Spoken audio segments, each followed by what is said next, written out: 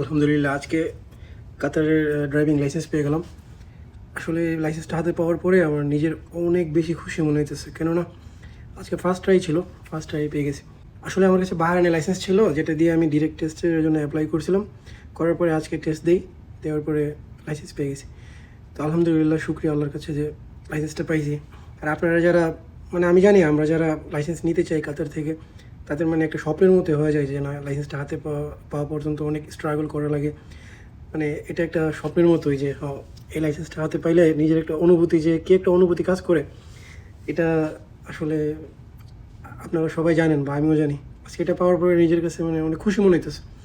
তো পরবর্তী ভিডিওতে আমি এ টু জেড সব কিছু বলবো, যে আপনার কাছে যদি জিসিসি কান্ট্রি অন্য কোনো দেশের লাইসেন্স থাকে, তাহলে আপনারা কাতার থেকে কীভাবে নেবেন, এ টু জেড সব কিছু কমপ্লিট গাইডলাইন আপনাদেরকে দিব।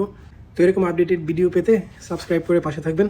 তো পরবর্তী ভিডিওতে দেখা হবে ইনশাআল্লাহ। ভালো থাকবেন। আসসালামু আলাইকুম।